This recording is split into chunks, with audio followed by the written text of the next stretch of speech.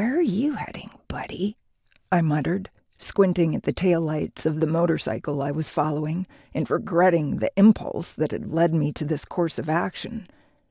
It was frustrating to know that after an hour of painstaking surveillance, I was no closer to learning what my quarry was up to than when I'd first started.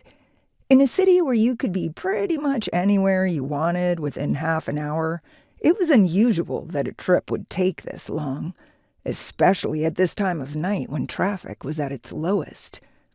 It made me think there was more going on than I'd previously suspected, like maybe my friend on the motorcycle wasn't quite as unaware of my presence as he was pretending. Not surprising, really. Stalking a hunter, an individual whose job it was to hunt down and execute those of the supernatural persuasion, was never my best idea. Curse my curiosity. He'd probably driven past the apothecary I'd been staking out on purpose. Normally, I would have ignored him, chalked up his presence to a fluke, and continued on with my night like nothing happened. If only the hunter in question hadn't declared himself my cousin, in front of my human family, no less. How was I supposed to react in a situation like that?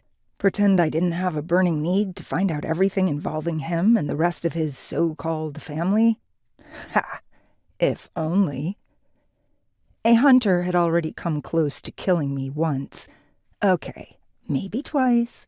No way was I going to allow one to gallivant freely all over my city, not without having an idea of his intentions, which right now were about as clear as mud. "You sure he doesn't know we're following him?" Caroline asked, echoing my thoughts, though her delivery was slightly garbled from the taco she was in the midst of devouring. "You're not helping." I didn't need any negativity right now. Caroline shrugged and took another bite of the delicious-smelling taco. "I'm just saying, our chauffeur isn't exactly a master of covert surveillance." I glanced at the unlucky human who'd just happened to be getting into his car at the exact wrong time and place. "Stop that!" I snapped as the man shivered like a wet dog. His back snapped straight as my compulsion forced him to obey. Seconds later, a high-pitched whistle like that of a boiling tea kettle escaped his nose.